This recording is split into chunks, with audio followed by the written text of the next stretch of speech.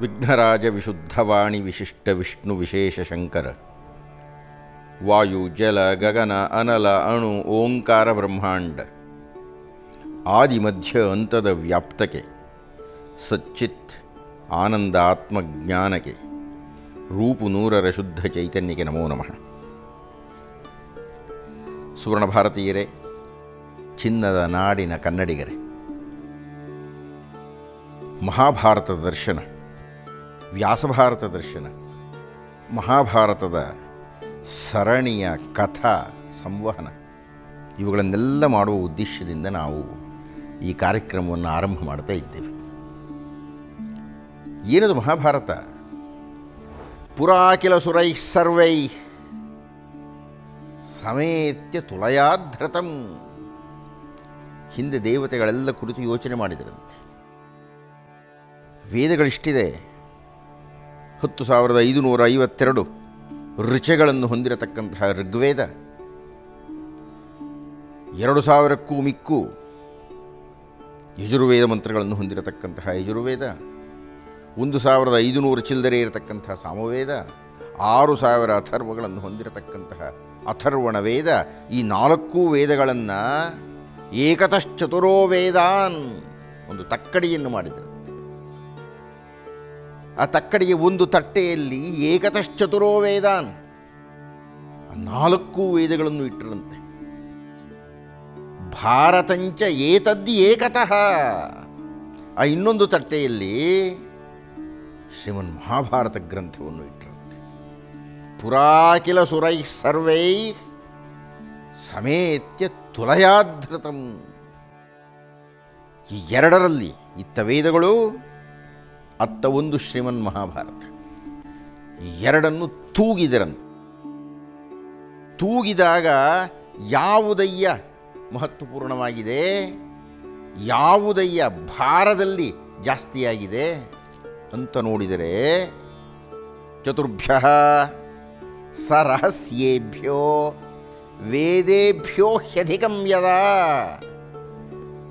ಈ 4 ವೇದಗಳ ಭಾರಕ್ಕಿನ್ನ ಶ್ರೀಮನ್ ಮಹಾಭಾರತದ ಭಾರ ಹೆಚ್ಚಾಗಿ ಆ ಭಾರತವನ್ನು ಯಾವ ತಕ್ಕಡಿಯ ತಟ್ಟೆಯಲ್ಲಿ ಕೂಡಿಸಿದ್ದರೋ ಅದು ಕೆಳಕ್ಕೆ ಹೋಗಿಬಿಡುತ್ತಂತೆ.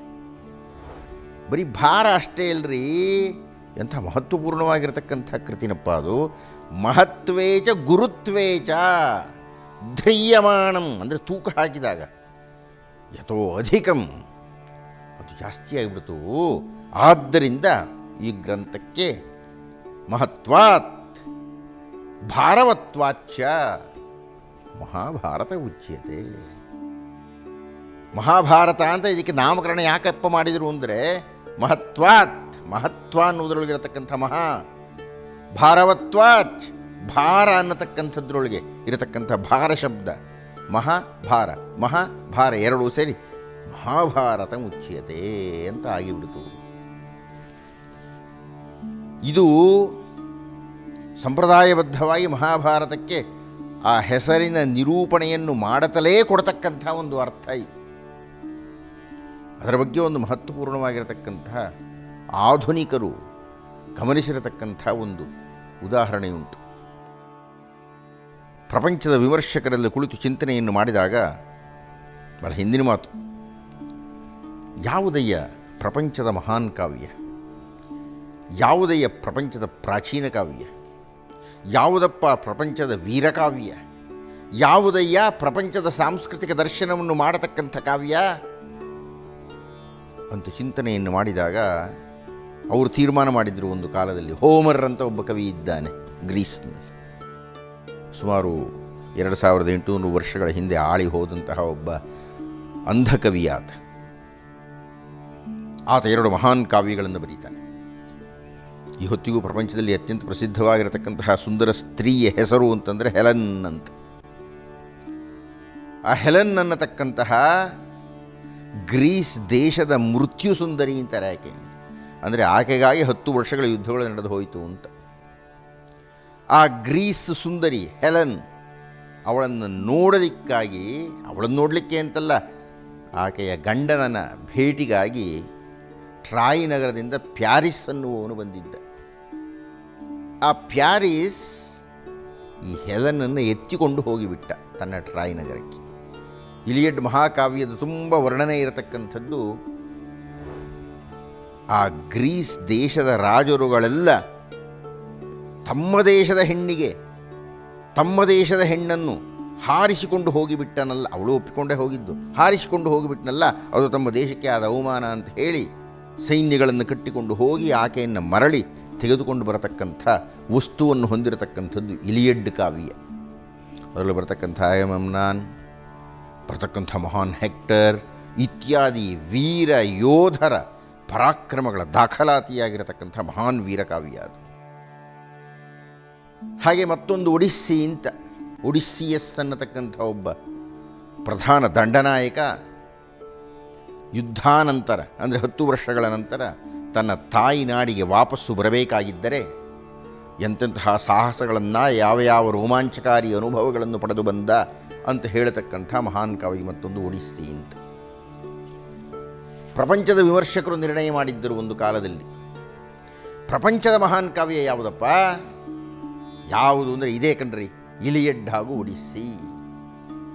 ಆದರೆ ಯಾವಾಗ ಪ್ರಪಂಚದ ಕಣ್ಮುಂದೆ ಈ ಪೌರಾತ್ಯ ಮಹಾಗ್ರಂಥ, ಪುಣ್ಯಗ್ರಂಥ, ಬೃಹತ್ ಗ್ರಂಥ, ಗ್ರಂಥರಾಜ, ಕಾವ್ಯರಾಜ, ಗುರುರಾಜ, ಗುರುಕಾವ್ಯವಾಗಿರತಕ್ಕಂಥ ಶ್ರೀಮನ್ ಮಹಾಭಾರತ ಬಂತೋ, ಆ ಗಾತ್ರವನ್ನು ನೋಡಿಯೇ ಹೆದರಿಕೊಂಡು ಬಿಟ್ಟರು ಅವರು. ಈಗಾಗಲೇ ಮಹಾಭಾರತ ಅನ್ನುವುದಕ್ಕೆ ಅರ್ಥದಲ್ಲಿ ಭಾರವತ್ವಾಚ್ಯ ಅಂತ ನಾವು ಹೇಳಿದವಲ್ಲ, ಆ ಭಾರವನ್ನು ನೋಡಿ ಮಹಾಭಾರತದ ಕಾವ್ಯವನ್ನು ಏನಾದರೂ ಇಟ್ಟರೆ ಒಂದು ಪುಸ್ತಕ ಇಡಲಿಕ್ಕಾಗಲ್ಲ, ಅದನ್ನು ಹಲವಾರು ಪುಸ್ತಕಗಳನ್ನು ಪಕ್ಕದಲ್ಲಿ ಇಟ್ಕೊಂಡು ಇಷ್ಟು ದಪ್ಪ ಆಗ್ತದೆ ಮಹಾಭಾರತ ಅನ್ನತಕ್ಕಂಥ. ಅಂತಹ ಮಹಾಭಾರತದ ಆ ಗಾತ್ರಕ್ಕೆ ನೋಡಿ ಹೆದರಿಬಿಟ್ಟು ಇದೇ ಮಹಾಗ್ರಂಥ ಅಂತ ಕರೆದರು ಮೊದಲು.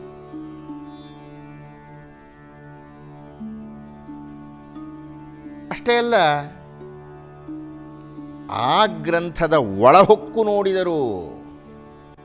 ಆ ಒಳಹೊಕ್ಕು ನೋಡಿದಾಗ ಕಾಣತಕ್ಕಂಥ ಪಾತ್ರ ಪ್ರಪಂಚ, ಅಲ್ಲಿ ಉತ್ಪತ್ತಿಯಾಗತಕ್ಕಂಥ ರಸ, ಅಲ್ಲಿ ಬರತಕ್ಕಂತಹ ಸನ್ನಿವೇಶಗಳು, ಆ ಭಾರತದ ಆ ಶೈಲಿ, ಆ ಭಾರತದ ದರ್ಶನ, ಅವುಗಳನ್ನೆಲ್ಲ ನೋಡಿ ದಿಗ್ಭ್ರಮಿತರಾಗಿ ಬಿಟ್ಟರು.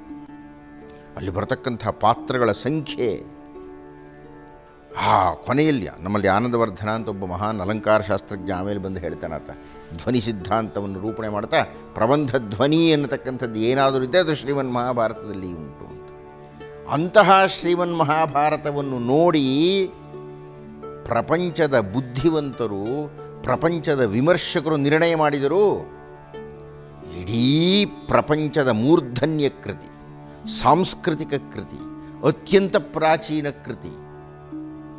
ಸಾಮಾನ್ಯವಾಗಿ ವೈಚಾರಿಕ ದೃಷ್ಟಿಯಿಂದ ಲೆಕ್ಕ ಹಾಕಿದರೆ ಸುಮಾರು ಒಂದು 5000 ವರ್ಷಗಳ ಹಿಂದಿನದು ಮಹಾಭಾರತ ಅಂತ ಹೇಳ್ತಾರೆ. ಇಲಿಯಡ್, ಒಡಿಸ್ಸಿ ಅವೆಲ್ಲನೂ 2800 ವರ್ಷಗಳ ಹಿಂದಿನ ಕೃತಿಗಳು. ಹೀಗಾಗಿ ಅತ್ಯಂತ ಪ್ರಾಚೀನವಾಗಿರತಕ್ಕ ಕೃತಿ ಅಂತ ಮಹಾಭಾರತಕ್ಕೆ ಮನ್ನಣೆಯನ್ನು ಕೊಟ್ಟರು. ಅದಕ್ಕೂ ಹಿಂದಿರತಕ್ಕಂಥದ್ದು ಶ್ರೀಮದ್ ರಾಮಾಯಣ ಅನ್ನತಕ್ಕಂಥದ್ದು ಆಮೇಲಿನ ಚಿಂತನೆ. ಹೇಗೂ ಇರಲಿ, ಅಂತೂ ಪ್ರಪಂಚದ ಅತ್ಯಂತ ವಿಸ್ತೃತವಾದ ಕೃತಿ ಹಾಗೂ ಪ್ರಾಚೀನ ಕೃತಿ ಎನ್ನುವ ಯಾವ ಹೆಗ್ಗಳಿಕೆಯನ್ನು ತೆಗೆದುಕೊಂಡಿತ್ತೋ ಇಲಿಯಡ್ ಮತ್ತು ಹೋಮರ್ನ ಒಡಿಸ್ಸಿ ಎನ್ನತಕ್ಕಂಥದ್ದು, ಆ ಎರಡಕ್ಕಿಂತ ಪ್ರಾಚೀನವಾಗಿ ಅತ್ಯಂತ ಶ್ರೀಮಂತವಾಗಿರತಕ್ಕಂತಹ ಘನೀಭೂತವಾದ ಸಾಂಸ್ಕೃತಿಕ ಪ್ರದರ್ಶನಕ್ಕೆ ಅಣಿಯಾಗಿ ಸಿದ್ಧವಾದಂತಹ ಭಾರತೀಯ ಸಾಂಸ್ಕೃತಿಕ ಪ್ರದರ್ಶನದ ದ್ಯೋತಕವಾಗಿರತಕ್ಕಂಥ ಮಹಾನ್ ಗ್ರಂಥ ಅನ್ನತಕ್ಕಂತಹ ಹೆಗ್ಗಳಿಕೆಗೆ ಶ್ರೀಮನ್ ಮಹಾಭಾರತ ಪಾತ್ರವಾಗಿಬಿಡ್ತು. ವಸಿಷ್ಠ ಅಂದರೆ ವಿಶಿಷ್ಟವಾಗಿರತಕ್ಕಂತಹ ಶಕ್ತಿಯನ್ನು ಗಳಿಸಿದಾತ ಅಂತ ವಸಿಷ್ಠರು. ವಸು ಅಂತ ಅವರ ಹೆಸರಿನಲ್ಲಿರತಕ್ಕಂಥ ಅಂತರಾರ್ಥ. ವಸು ಅಂದರೆ ಚಿನ್ನ ಅಂತ.